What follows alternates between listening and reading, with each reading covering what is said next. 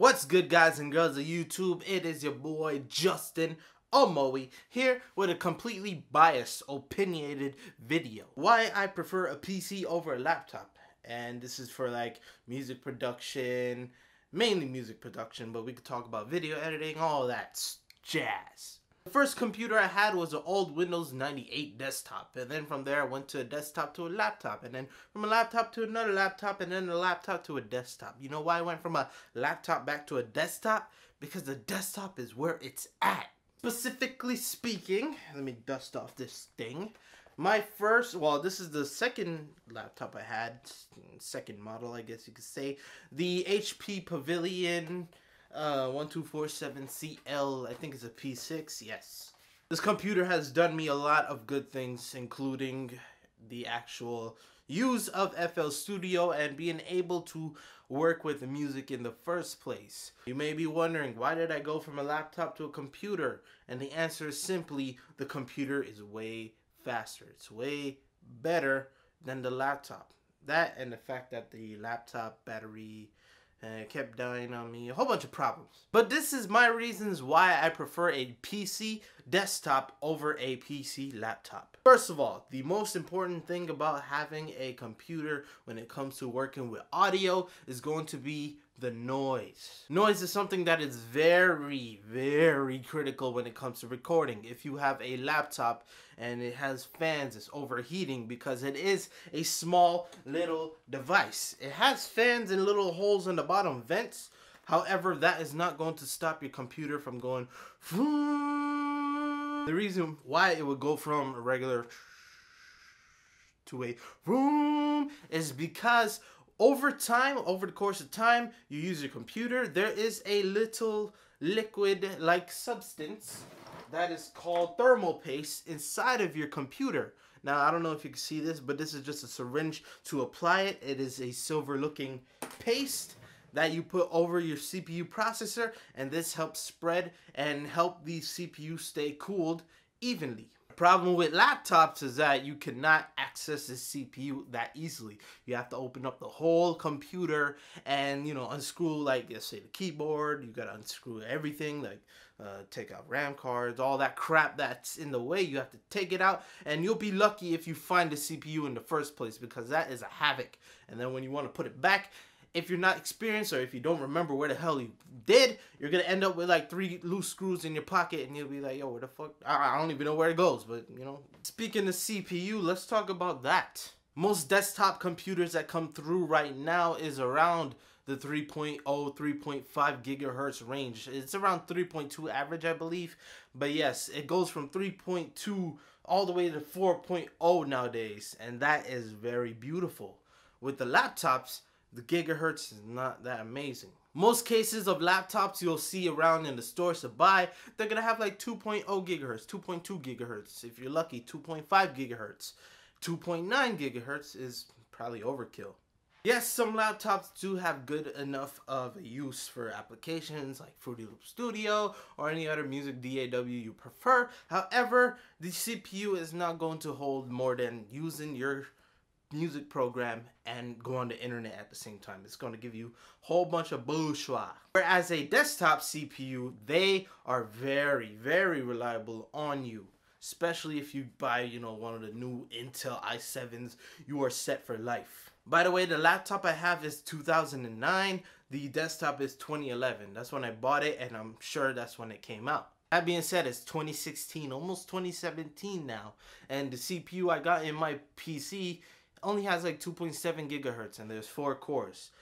The difference between this and a regular computer nowadays is very big. But even though my CPU is not up to par with the newer versions of computers, it is still very reliable. This computer down here, it freezes every time you turn it on, and I format the computer. The computer has nothing in it, of course, except for the operating system.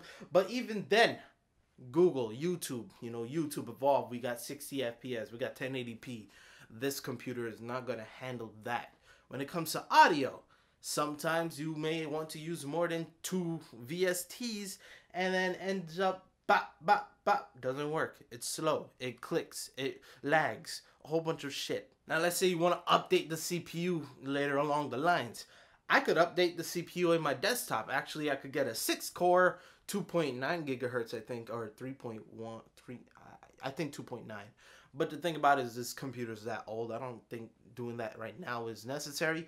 As for the laptop, it is impossible to replace the CPU in the laptop. Why is it dark? You can also take the RAM and the hard drive space into consideration as well. With laptops, you have small little hard drives. You could put a solid state drive in it. However, in this case, it is very old. Maybe putting it in will help with some application, make it run faster.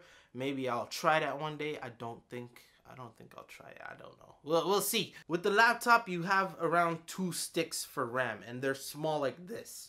The most I've seen on laptops nowadays were 8 gigs. Although you could go high, you could get 32 gigabyte laptops, but those things will cost you, half of your dick. With desktops, you could add more RAM to your computer. There's like slots. Some have 4 slots, others have 8 slots if you buy the motherboard yourself. There's a lot of beautiful necessities that come with higher, priced motherboards. But being able to upgrade your RAM from 8 gigs to like 16 gigs, that's what I did. You could do 16 to 32 possibly. But the fact that you have more space to add on these things gives it a definite boost. Same thing that goes with the hard drive. With the laptop, you only have 1 spot for the hard drive. You don't have any extra space to put it in, but you can sacrifice your CD drive space for a hard drive space. Reason being, the CD drive is using what is known as a SATA port. You could pull it out and you could put it in a hard drive with the little caddy. It's like a little shape of a disk drive. You gotta find the specific one, pop it in there, pop, it's in. But with the desktop computer, you can upgrade. You can add as many as your computer's or motherboard's SATA ports can. For my computer particularly, I believe I could put 4 of them in, or 3, and then 1 is for the CD drive, but I don't know, maybe I don't need CD drive. The thing about that is that I actually have some packages coming in today, which are solid state drives. Well, I'll make another video on that later on, probably tonight or possibly tomorrow. I think I already spoken about the heat, but there is one thing I could say the laptop does have an upper edge about, and that of course is mobility, as well as when a lightning strike appears. Obvious to say, when a power outage or a big flicker of your electric, it goes just like straight up like, oh shoot, I lost power. Oh, we got it back. That your computer will be in, oh, let's restart. I got no energy. I shut down.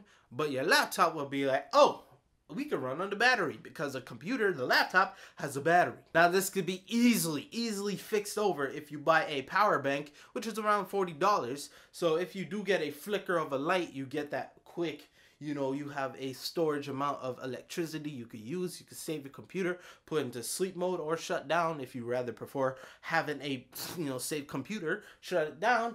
Laptops, you got the same thing. You don't have to worry about buying a $40 piece.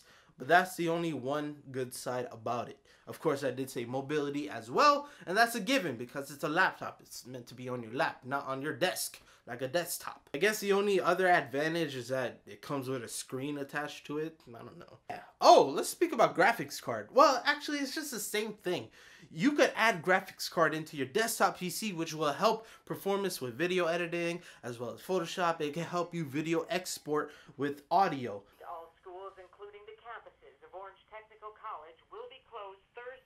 Well, Thursday and Friday is going to be a hard day for me to record videos now, isn't it? That is just my belief. That is my bias. If you want any more examples, you could have more USB ports with the computer in comparison to the laptop without having a hub. And yeah, what else is there? That practically sums it all up. So yeah, that's it. Why I prefer a desktop over a laptop. I explained everything. If you haven't heard it, watch the whole video again. But yeah, anyways, thumbs up the video if you like this. Let me know if you prefer a desktop or a laptop, as well as what advantages or disadvantages you could think of. Subscribe to your boy, it's over here. Any of the channels will do if you want to stick with your boy to the max. If you want social links, it's over here. Perhaps you want to complain about me using a PC, a Windows, or a desktop. I think that's all the same thing.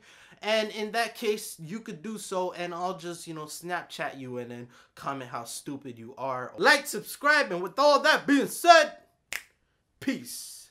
I'm out.